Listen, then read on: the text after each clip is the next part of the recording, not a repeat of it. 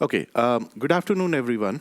My name is Nikhil Barthwal, and I'll be talking about patterns and practices for implementing event-driven microservices. And the way I've structured this talk is I've actually start with monolith, explain what the problem is, then move to microservices, explain some architectural patterns around it, and then move on to event-driven microservices and how you basically, what are the problems and how you solve it. So it's more about the architecture part of it. And we have this website, slido.com, which I guess by now most of you guys are aware, but if you want to ask me questions, you can put it here. After the talk, you can come to me, or I'm hanging out in corridors, so you can even catch me anywhere in the corridor, no problem.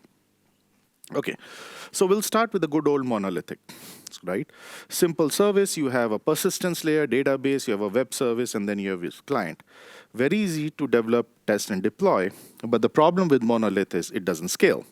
And the reasons are that if you have a large code base, then you have slower development, right? It takes more time to test and deploy your services. And of course, because you have one code base, the entire company or entire team is basically working on this. Multiple teams are working on this one code base. So there's too much of dependency in the sense that if I make changes and deploy, I'm also deploying changes for the other person, right? There's no independence there. And that kind of slows down the innovation or feature velocity. And this is where microservices kind of come in. And microservices have been there for about 5-8 years or maybe 5-10 years, depending on how you count it. So it's not super new. But essentially, the concept of microservices are that they are small autonomous services that kind of work together. So it's kind of an assembly of services, and it's an approach to develop an application as opposed to one single service, which we call as monolithic service. We have a set of these small services that we call them as microservices. Pretty simple.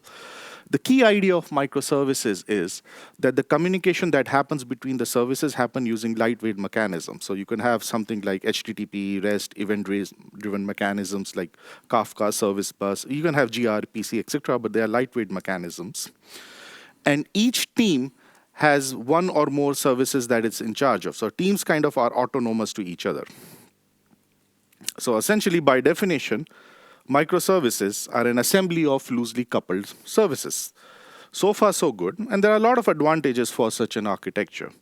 For example, smaller code base for a team is very easy to understand and change. When the code is small, it's very fast to develop and test and deploy. The most important thing is that you have independent releasability, right? Different teams can independently release, different teams can independently scale. For example, if certain part of your system is overloaded, certain services, those services can scale, but the other services that are not overloaded may not have to scale to that level. This is in contrast to monolithic, when the scaling is like if you scale the entire service, or if you basically tear down the entire services. Here, you can scale different parts of the system. And that's actually also a good idea, because when you're working in cloud, you're paying for the resources. So if you're scaling everything, you're paying a lot of money to your cloud vendor for things that you actually don't use. So it's more cost efficient also. You have resilience also, because in a monolithic service, if the service fails, everything is down. Whereas in microservices, you have a concept of partial failure. Certain services can fail, yet your system would operate, depending on how important those services are. For example, if you're Amazon and your recommendation service fails, but rest of the things work, your system will still work. The user, your customer, would not see some recommendations, but he can still use your system, right? So there's an inbuilt resilience that is there in a microservice architecture, which is great to have. And biggest is the technology stack, gets rewritten every couple of years. I was having a conversation with another speaker, and he was talking about how most of the code that runs insurance industry is COBOL. Good luck with that. And technology stack would get rewritten. So when you have these smaller services, it's easy to migrate to new technology stack, and independently can test and make sure that the migration works correctly. It's a big advantage, much bigger than most of the people would think it is. So in a microservice, well, we talked about loosely coupled system. So what is this loose coupling? Well, what you have in a microservice is that each service has its own database. And there's an anti-pattern that you should not share the database between different services. One service can have multiple databases, but you never share the database across two services. And the reason is that the schema if you change the schema, you have to change multiple services, and that breaks your abstraction, that breaks your loose coupling. So that is why it's an anti-pattern to share your database across services. You have to have it. A database should never be shared across services. So for most of the time, you'll just have one microservice.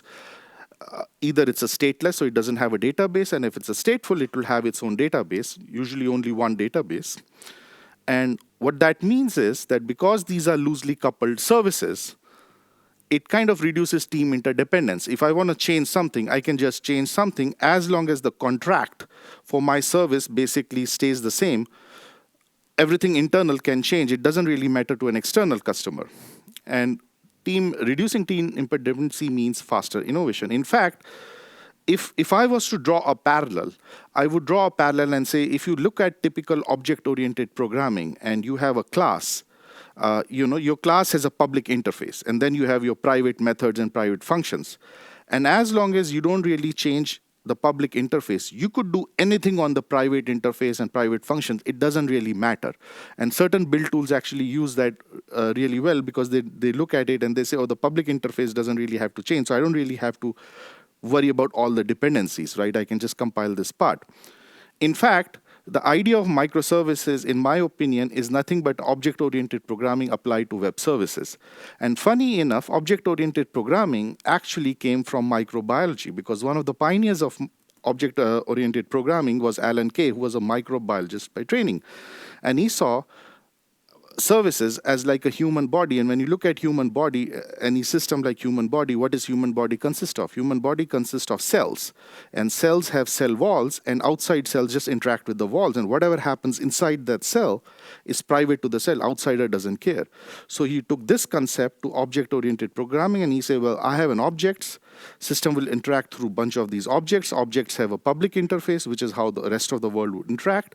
It has a private state that other people should not worry about. And then you take this whole idea and you move it to microservices. You basically apply it to web services, and you get a microservice architecture. Now here, I'm going to step back and introduce a little bit about domain-driven design, and then I'll come back to microservice and explain why we need domain-driven design in microservices. Domain-driven design is a big topic, so I'm actually going to be covering that only in 2 or 3 slides, but I have some references if you want to explore. But in very simple terminology, that's the textbook terminology for domain-driven design. It's basically an approach for software development where you have a model and the model evolves. So basically your system kind of evolves using that model, and it has some building blocks like bounded context, entities, value objects, etc., etc. For microservice context, we only need aggregates. So I'll explain a little bit about what aggregates are. But essentially, domain-driven design, you have a user interface, you have a thin application layer. Most of your code is going to stay in the domain layer, and then you have the persistence layer or the infrastructure layer. And what DDD, there are these references for DDD, so you can actually look at it. This is the blue book, which is the famous book. Eric Evans is known as like the originator of DDD. So these are the references you can dig DDD, but I'm going to talk about aggregates. And what an aggregate is, it's a cluster of domain objects that can be treated as a single unit. Now, what does that mean? Imagine that you're placing an order in Amazon, and you have an order. An order consists of, let's say, a box of chocolate, another box of sweet, etc., etc. This is one order. This is an aggregate. Each order has a root or ID. So for me, this order ID is how I can reference it. So that's a concept of aggregate in like common life. And all outside references to that order will only refer to that as order ID. And so essentially what I can think about is that any domain model for software is essentially a collection of aggregates. Now, why am I saying it's a collection of aggregates? Because in real life, any real sufficiently complicated software system, it's almost impossible for you to have one model that can basically represent your entire software. What you usually have is you have multiple models from different viewpoints. So that's what I'm talking about. So think of it as a different collection of aggregates. That's how. So domain model becomes a different collection of aggregates. So Why is it important for microservices? It is important for microservices because we talk about a system and we talk about implementing microservices for that system, but where are the boundaries for microservices? We just talked about it, that microservices is a group of service. So how we do is we take this one system and we need to find those boundaries where we can split and create services out of it. And that is the relevance of domain-driven design in microservices architecture. That domain-driven design basically gives you a way to split those boundaries and create services. So here is an example. I have 3 different domains, right? I have an order service, customer service, product service. Each one of them, and there's this nice shiny UML diagram, each one of these services, I can basically treat them as a service, and essentially the value that domain-driven design is giving me for microservice architecture is that aggregates are providing me a boundary for partition. How do I partition the system into different services? Now here I'm going to point out that there is no unique way of partitioning a system. For example, I have partitioned order service, customer service, product service. I could have combined order service and product service into one service and customer service as a second service. So in this diagram, I could have just had 2 services. There is no unique way of partitioning your system. You can partition it really fine-grained or you can partition it coarse. In my opinion, extremes are always bad. Usually, you have to stay somewhere in the middle. Like if you fine-grain your system, you'll have thousands and thousands of microservices, which is almost never a good idea. A practical example that comes to my mind is Uber once famously claimed that we had 7,000 microservices, and then they later on kind of retracted the statement and said, well, we think we have too many services. It's probably not a good idea, so we should merge them. The good news is merging the microservices are easy. Splitting them is hard. So if you're not sure about it, try to be a little bit fine-grained, because if you want to revert your decision, you can easily do that. You also have to keep in mind that there's a continuous refactoring that is involved. For example, services will grow over time. So, you might think, okay, I'll have customer service, I'll have this order service and so on. But over the period of time, customer service might become big because you might have several kinds of customers. You might have government customers, you might have consumers, enterprise customers, etc., etc. So what you thought of was one service in the beginning might be nothing but a collection of several services. So eventually what you would have is you have the service that will grow, grow, grow, and then it's no longer a microservice because it's a very big service. Then you split it, and this cycle, kind of continues as your system evolves. But the key idea is the service boundaries when you start are going to grow over the time. So what you're going to start with is an initial guess or initial best representation for your problem, but bear in mind, it's going to change. So now we have talked about distributed data, right? Fantastic, we have team interdependencies, but what's the problem? There has to be some problems. Everything has a pro and con. So problem number 1 is that when you have different databases, right, for customers, for order, etc., how do you keep the data consistent? You could run into an issue that I've made an order somewhere. So, the order service, the inventory service says, well, reduce the item count because a purchase has been made, but you forgot to update the user database. So now you have an inconsistency. Like there is no record of a user purchasing something, but the inventory system still shows that this item has been purchased. This kind of problems don't happen in monolith because you generally don't have different databases, right? Everything is controlled by one service. There's only one service. But now here, the services are different. So you could have one service updates the database, the other one didn't do it for whatever reason. It could be a bug, or there could be some other reasons, and we'll talk about that. The second thing is, what if I want to do a query? Because my database is now, instead of having one big database with multiple tables, I have like several databases owned by several services. I can't access the data directly. I have to go through the service. So how do I query it? So distributed data is a very big challenge in a microservice architecture. You can't use ACID transactions because think of this SQL query, right? Simple SQL query. The problem is the customers is private to customer service, right? Products is private to product service. So I can't have like a one query to one service and say, get me that data. I have to first go to the customer service, then I have to go to the product service and somehow consume. So there are architectural patterns that I'll cover later on that actually solves this problem. But before I solve the problem, I want to introduce the problem. I can't even use two-phase commits here. Because while two-phase commits generates consistency, the problem with two-phase commits are that coordination is a single point of failure, right? And it's very chatty. It's right exponentially with O(n) square retries and O(n) square messages. So it's not really practical. On top of it, locks decrease the throughputs. Now these are high like high performing services. Think of Amazon, where every second you're generating so much of revenue. So if your throughput decreases, it's a big loss. So basically two-phase commits, while it can theoretically work, it basically is not very practical. It would impact your availability. We'll talk a little bit about CAP theorem. I want to go a little bit into the distributed systems and how it applies to microservice architecture. So we have a problem. So now let's go into the world of distributed systems and see if we can learn something from that and apply it back on our microservice architecture.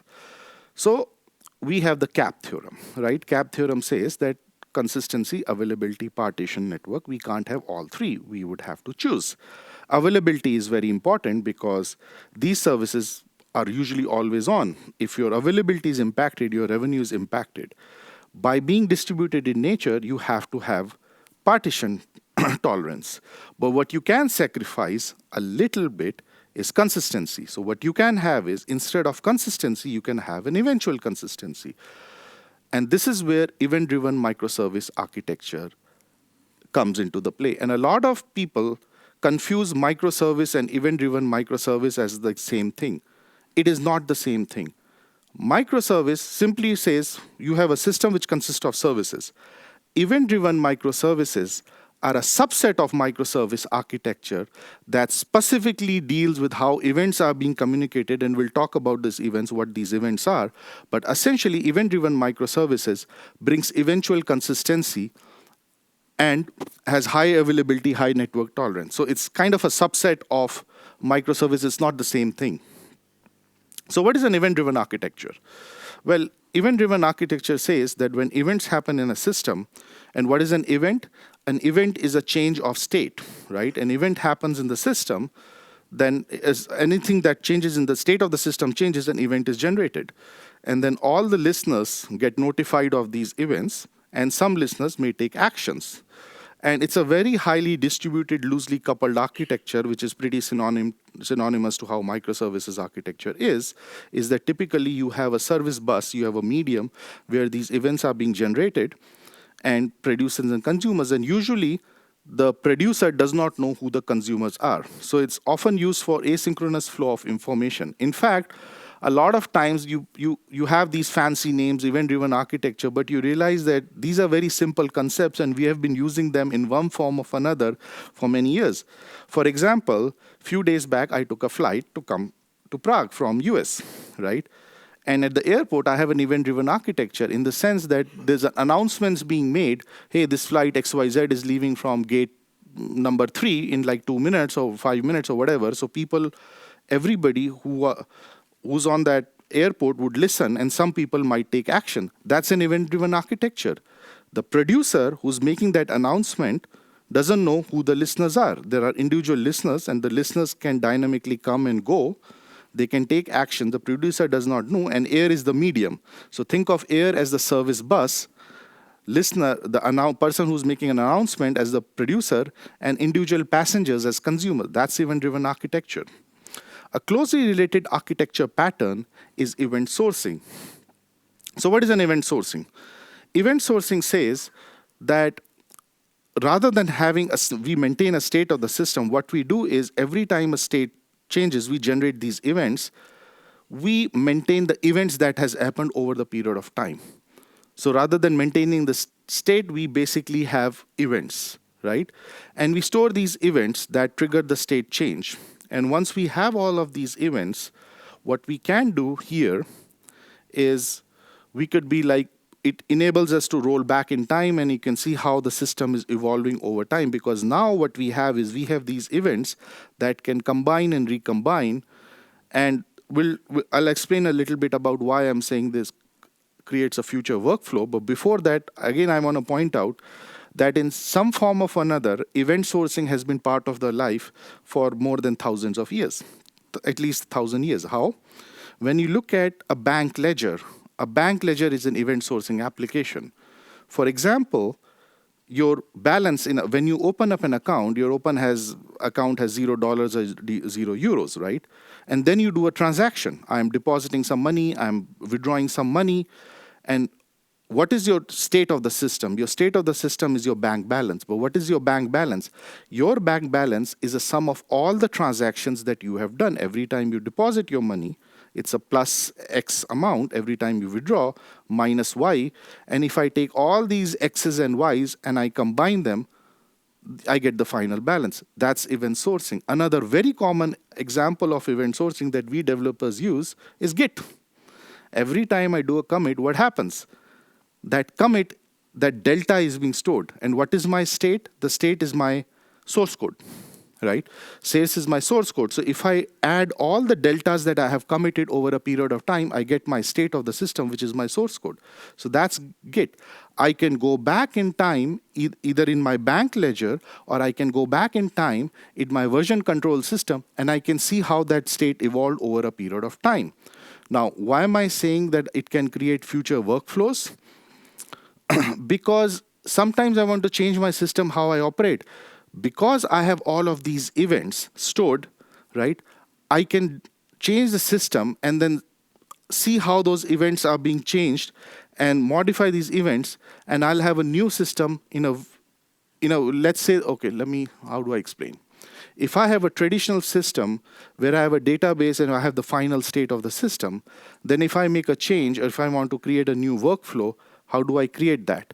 Well, I have to do a whole lot of migration. I have to do all this data migration. But when I have events, I can just see how those events would affect my new workflow and create it. In fact, the benefits of event sourcing is that I can combine and recombine events in a way that I have not previously thought about. Because very recently, there was a fraud that happened in my credit card, and I noticed 3 months back there was a fraudulent transaction. So I call up the bank, and I tell them that this is a fraudulent transaction. The bank says, fine, we'll just remove it. So they go back in time, they remove that one event, and then play back all the events. And now what I have done is, I have basically a very valid system where I can combine and recombine events, and I can just modify some event that happened at some point of time and still get a valid state. This is not possible when you are just storing the bank balance. You don't have a history. You need the history to do that. So that's event sourcing. And event sourcing actually creates certain views. For example, I can have these events, and then I have these different services, right, that can process these events. So for example, I have an application that can process a service event in a way, and then I can add more and more applications, and they can create different views. So a very common example is Facebook. So think of social media. Every time you have, in a very simple form, if you look at your Facebook page, you have basically 3 sections. You have a timeline, you have a photo, and you have a personal information section. Every time an event happens, you make a change, an event is generated, and your different applications would respond differently. For example, let's say you got married. So on your timeline, it says, oh, you get married. So on this day, marriage will add status. Your personal info section will change your status from single to married. Your photo section will just ignore it because it is not relevant to the photo section. Then you post a new photo. Timeline will still have the photo. The photo section will add the photo, but your personal section would ignore it. So here what you have is, you have these events that are coming in, right? And different applications are internally building different views. And that's important. That's important because at a later point of, a few slides back, I mentioned that how do you query the system? That's how you query. When you take these events and you build these independent views, then you can query those views. We'll talk about this more later on. There's a specific application pattern called CQRS that actually covers it. But before that, I want to actually talk a little bit more about event sourcing. One of the practical problems that you have with event sourcing is that when you have all these events as a history and you want to, every time you want to build a state, you have to play back. It takes a lot of time, right? So imagine you have a system operating for 10 years, doing some transaction, and you want to know what your inventory is. Then you play back all the events you had in the last 10 years just to get an inventory count. That's a little bit too much. So there's a shortcut. It's called snapshots. And what snapshot basically does is periodically it takes a snapshot of your state. So next time you want to build your system, you can take the last snapshot and replay the events like that. A common example is that let's say you have your bank would basically give you something like end of day balance of your account. So what is that? That's a snapshot. So whatever transactions you do during the day, that will calculate the end of the day. So let's say today it's about 3 o'clock here local time or something like that. And I want to know what my final balance is. I go to the bank system. Bank would say, well, the last snapshot I had was end of day yesterday, which was last night. I can just take that last snapshot and I can just add all the transactions since last night, and there is your final balance. So it doesn't really have to replay all the events that happened over the number of years. It just goes back from the last transaction. So snapshots are really helpful when you use event sourcing. So it's an alternative to playing events.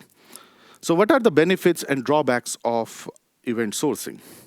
Event sourcing has benefits that you have a very accurate audit logging. We talked about it, that basically you can go at any one point of time, you can know what's happening, you can use these time queries.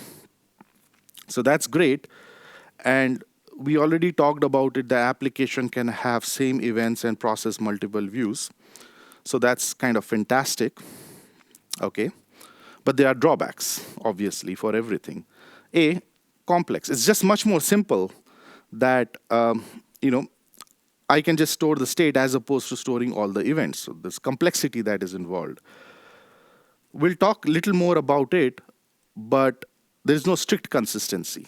And when I talk about Saga, I'll actually explain this point, why there is no strict consistency. But just to tie back, we are using eventual consistency as our application, basically as a feature, because like we said, I can't have all three of them, so I have to sacrifice one thing. When I have these events flow in these systems in these various services, and then various services would basically, based on that event, update their database or update their state. It may not happen immediately, so you don't really have a strict consistency. You basically have an eventual consistency, where eventual could mean, depending on your system, it could be few seconds to few minutes. So it's not like super slow, but it's not immediate. And eventual sourcing would contain longer boot times, right? Because you have to replay all the events. But of course, if we take snapshots, it can help. Now here, I'm actually going to take a little bit of pause, and I remembered one event that I thought I should mention, that Amazon Prime used all the funky microservices architecture, etc. And for some weird reason, they thought we should go back to monolith. And they went back to monolith, and they saw like 50, 60, 70% savings in their infrastructure, and everybody was like, microservices are crap, and so on. So my answer to that is that every system has a pros and cons. So I'm not saying that monoliths are bad. I'm not saying that. For a certain use cases, they are good. What I'm saying is that for every new architecture pattern, you have to understand what are the pros and what are the cons and make a wise decision. If your application is something where you don't actually care about faster frequency, then you might as well use monolith. Why bother with microservices? Microservices are only useful when you have to, when you need frequent changes, when you need frequent migrations to newer technology stacks, when you have large number of teams working in same code base. Certain services, like I think I was talking to somebody from WeWork, and we were discussing all these microservices, and he said, you know what, Nikhil? Our application is very simple, and we really don't have that much of load that you guys had. I was working in an e-commerce startup at that point. So for us, the best pattern is basically monolith, because we just write the code and it just works for a very long time. We don't really have to change anything much about it. And he's right. So that is the reason why for every architectural pattern, I'm trying to basically explain the good parts of it, but also I want to explain the bad part of it, so an architect can basically understand both sides, and then make a wise decision on whether this makes sense or not. So here, I'm going to now cover another architectural pattern called command query responsibility segregation, which is a fancy looking name. It's often called a CQRS, but what is it? Well, we explained the problem that when we have all of these events and we have all of this distributed data, how do we query the system? So CQRS is the pattern that you actually use to query. And if you're using event sourcing, this is kind of a must pattern. So what is it? Well, in simple forms, what you have is that you keep a read and write as two separate operations. So you can have a command which writes something, or you can have a query which reads something. And then say there is a persistence layer. So in this diagram, you see the database. So command will just update the state in the database. Think of it as service. And the second endpoint that read service can read that database and build a query model. And then from that query model, you can actually query. And this query model doesn't have to be from this particular database. It can read from multiple services and build this query model. So you can basically combine few services and build a view and then query this view. So that way, you are able to query from distributed data. But keep in mind that this system is eventually consistent. It is not strictly consistent. So if you read something, you may not have the latest up-to-date data, because you see that there is going to be an event that will be written to the database, then it's going to be updated in the query model. There could be more databases, more services from where you're pulling the data. So it's not necessarily the case that your query model is up to date for everything. There could be a lag. But nevertheless, CQRS is a very useful pattern. In fact, it is pretty much a must if you use event sourcing. So going forward, I want to talk about the benefits and drawbacks of CQRS. So what are the benefits? Well, for one, it's needed for event sourcing. Call it a benefit or call it whatever it is, but it solves a problem when you use event sourcing. It improves separation of concerns. So now you have write and you have read, and these are two separate operations. So you have a good separation of concerns here. It supports multiple denormalized views, because in this particular example, I only had one view on one service, but I can have this view pulled in from multiple services, and I can have multiple views because rather than having one big view which contains all the data which will consume too much of memory, certain services may be only interested in certain parts of the data. So rather than having one big view model, I can have these separate view models and then query these separate view models. So I can do all that with CQRS. But like anything, increases complexity. Now you have read and write and query model, etc., etc. So you're introducing complexity. You also have potential code duplication, because the same code is going to read, then it's going to write, and then it's going to build a view model. There could be a lot of code duplication because you're doing things repeatedly. We talked about it. We are dealing with an eventual consistency because the event is going to be written, read. So query model is not always up to date. So going back, we identified two problems with distributed data. How do we keep the data consistent, and how do we read? How do we read query scattered data? So this kind of solves the second problem of how do you basically query scattered data. We still have one problem to solve, and that is how do we keep the data consistent? So I understand that we have eventual consistency, but eventual consistency still means that over a period of time, my data has to be consistent. So here, I'm going to introduce another architecture pattern called sagas. So sagas is basically based on a 1987 Stanford paper, which was initially only for a database running on one load, but it was later on adopted for distributed systems, because in distributed systems, you have concept of asynchronous workflows and partial failure. So what is a saga basically? A saga says that for every transaction, you have a reverse rollback transaction. And this logic must be included in the service. So for example, I have a transaction that basically does T1, T2, T3, and T1, T2, T3 are done by three separate services. So it's not one service that is doing it. So I want to make a series of change, and I'll have an example so this becomes more clear on what I'm talking about. But T1 makes a change, passes an event to T2. T2 takes that event, processes it, and then passes on to T3. Everything is good. For some weird reason, this transaction fails. So what happens? You start the rollback transaction, which means for every T1, there is a corresponding rollback action. So T1 and R1 is still one service, T2 and R2 is another service, T3 and R3 is another service. You start the rollback transaction, and you undo the changes that you have made. So basically, over a period of time, if you complete the transaction, you have the sys data consistent, and if something fails in the middle, you roll it back. So either you have completed the transaction or your transaction has not started, but you never end up with a state of incomplete transition. So that way you ensure that your data is consistent.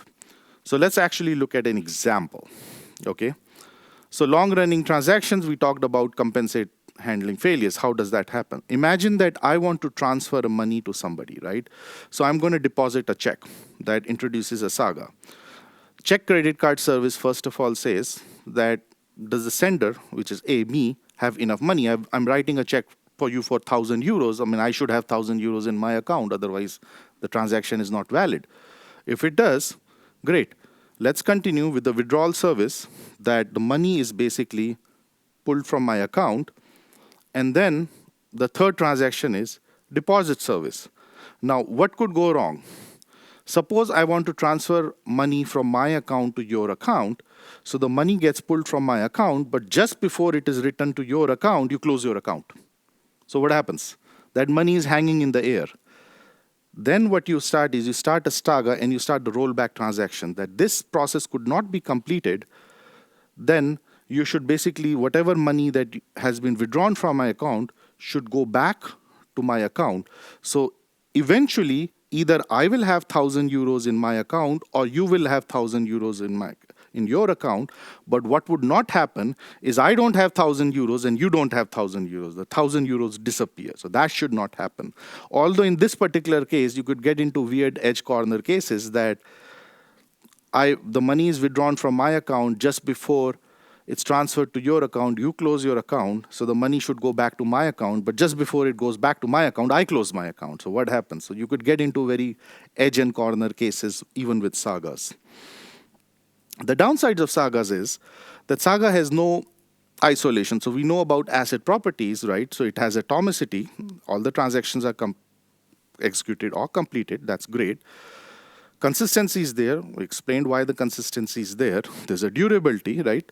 Message brokers. So typically in these event architecture, and we'll see in the communication pattern that there is a message broker where services will basically send and receive message. So message broker basically guarantees the durability, but there is no oscillation. So there has to be countermeasures made for anomaly. So saga is not strictly an asset transactions per se. Anyway, so I have 12 minutes and 12 slides remaining. Wonderful. I'm going fast because I think I have a lot of content. Anyway, so let's talk about communication patterns now. Typically, when you have a large system where you have, like, let's say, thousands of services, you can classify these thousands of services into broadly more tiers. Although depending on your system, you can just say I have only 2 tiers or 3 tiers, or you might have 4 tiers, but in this particular case, I have classified them into 3 tiers. So there's a direct consumer facing, right, the most important. Then you have something that impacts the customers indirectly, but not directly. And then you have tier 3 services, which are basically little to no impact to customers. So for example, let's go back to Amazon service. Amazon has a front-end service, where is what you see when you go to Amazon.com, right? That's basically, if that service is down, you can't communicate with Amazon at all. You can just use the system. So that's a tier 1 service directly. Now, when you place an order, you get an order ID, and the order is sent for transaction to probably order processing service. If order processing service is down, what happens? Your order is going to be delayed, maybe by a few minutes, by a few hours, whatever. So it does impact you, but it doesn't impact you seriously in the sense you can't use the system. You can still use the system. There might be some delay there. So that's a tier 2 service. A tier 3 service will be some kind of reporting, metrics, auditing service. If it's down to a customer like me, I don't care. Now, typically what we do is tier 1 services, we use a request response pattern, and I'll explain why. And tier 2 and tier 3, we use an event driven pattern, which is like asynchronous. So now I'm going to go into details of why we do that. Why should we do that? So why should we use request response pattern? So in a simple system, this is like a simple HTTP request system. It's a synchronous communication. I send a message, I get a reply, or I get an error, 200, 400 HTTP. The good thing is that it's easier to implement, but it's better error control. Because it's synchronous, if something goes down, I'm immediately notified, right? The downside is that there is an increased coupling, so it kind of defeats the microservices architecture, and it's difficult to scale. But when you are interacting with customers, if something goes down in your tier 1 services, you need to know and inform the customer. This is the reason why typically tier 1 services communicate using synchronous pattern. So imagine that you have 1,000 services. Typically 100, maybe 50 to 100 of them will fall in the tier 1 category. They would apply synchronous request response communication pattern. They are difficult to scale, but then it's just like partially like 10% of your system, right? The bulk of your system is event driven. In an event driven service, what happens is that you have a message broker, Kafka or your service bus, and you have different products or services that are basically communicating. Now, this is a very typical asynchronous messaging system, right? So it's much more scalable, and it's decoupled in the sense that I can add and subtract new services to this message broker. I don't actually have to change the code. Let's say that I want to add a new service that might cater to certain product services that original product services, original order service does not take care of it. I can do that. I don't have to change the rest of the system. So there's a lot of good decoupling. It's much more scalable, assuming that your message broker is powerful enough to handle all these messages. But A, the broker has to be highly available because it's like your central nervous system. And B, you can't really trace what's happening in the system because it's asynchronous. Although there are systems like Jaeger, which falls into the category of distributed tracing framework. So if you use those tools, distributed tracing, Jaeger is probably the most common one, but there are a bunch of them.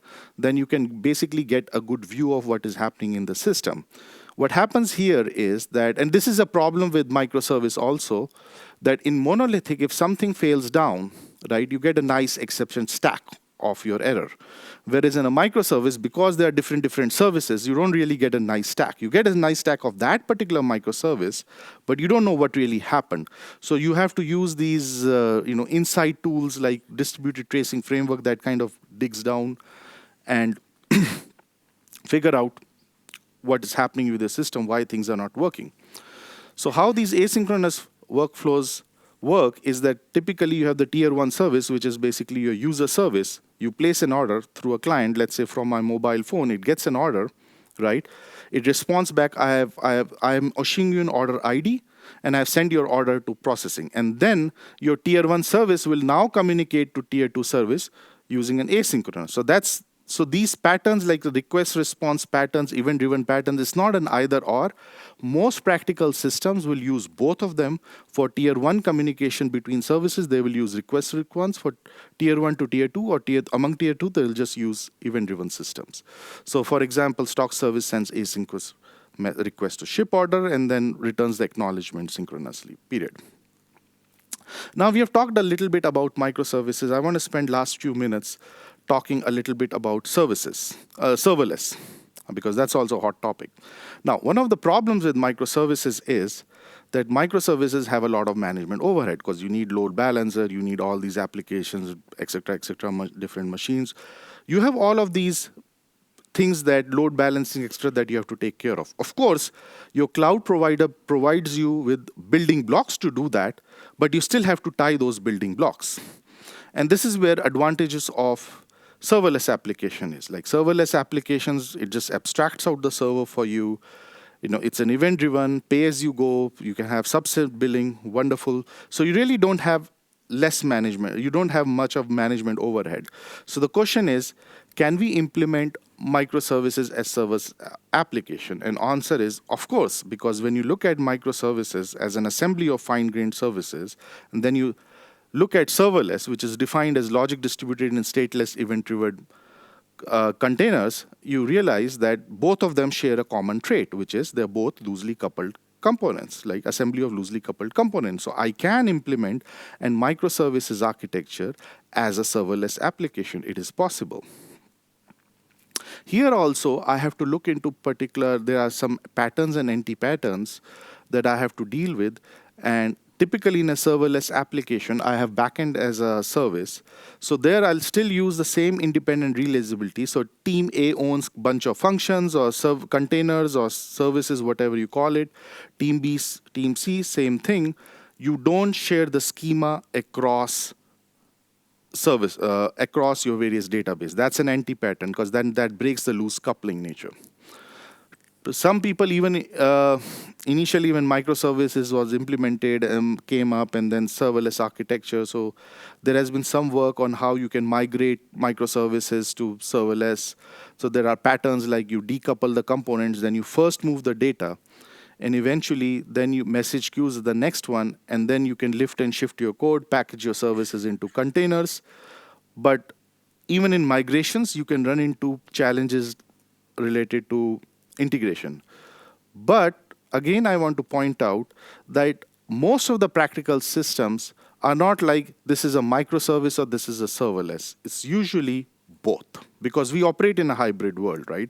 So it's not a serverless or microservices because there are benefits of serverless, but there are drawbacks, right? It only has async, it has resource limitations. Like I think AWS Lambda has some, you can't have a function alive for more than few minutes. I don't know what that resource limitation is. So there are benefits and drawbacks for serverless, but the same thing is true for microservice, right? There are no resource limitations, but they can be more expensive to operate and more management overhead.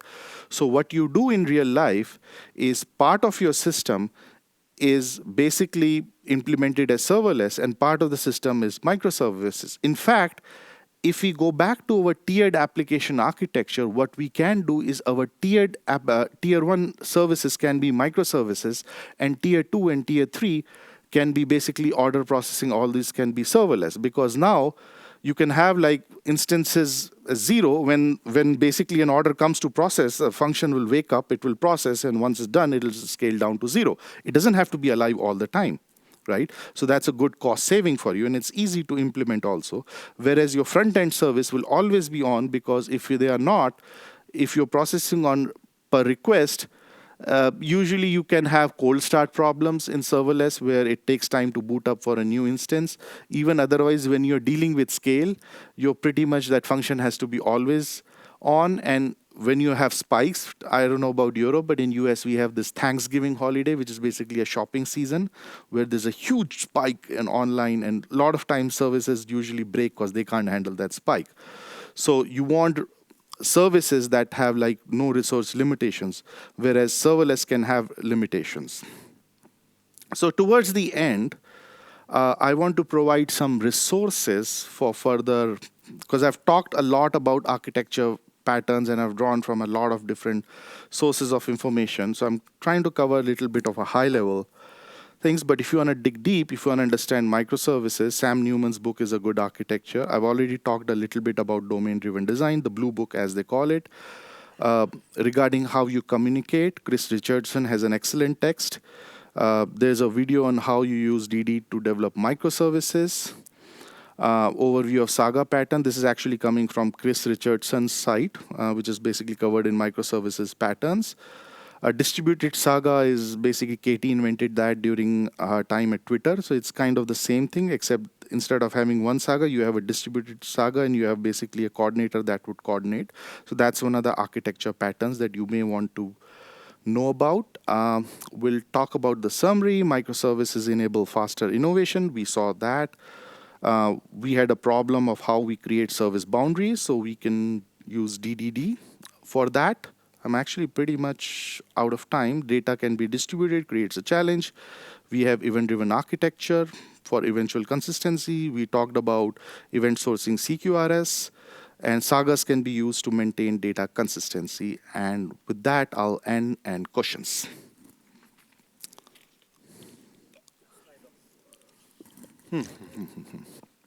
Sorry. Okay, Slido. A database per service. Do you mean separate schema on the shared RDMS, or each schema should have its own RDMS? It doesn't matter. The key thing is that schema has to be separate. So as long as the schema has to be separate, it wouldn't really matter whether you have a separate database or the same database. You said with microservices you get autonomous, but how do you get confident that everything works without waiting on everyone? I'm not sure what your question is. You get autonomous. I'm not sure what this question is, but if you get confident everything works, well, you test your system, and that's how you build your confidence. Regarding sagas, how would a failure of transaction rollback be handled? Keep retrying until the rollback is successful. That depends on how you implement your rollback. Yes, that is one strategy, but all you have to do is undo the change. Now, what happens with rollback is that when you have a database and you're making a transaction, you write that in the database. All you have to do is route the counter transaction. Now, if your system is broken, then yes, a rollback can be unsuccessful. But generally, in a distributed system, the transaction and the roll transaction is on a single node. Unless that node crashes, you're fine. See, you can have network problems. So you could have network problems, but on that particular node, you're expected not to have network problems. So rollback should succeed, but then you have other ways of dealing with it, like you can log error messages, etc., etc. I don't have any other question, I think, on Slido. Is there any other question from the audience? Okay, if not, thank you very much.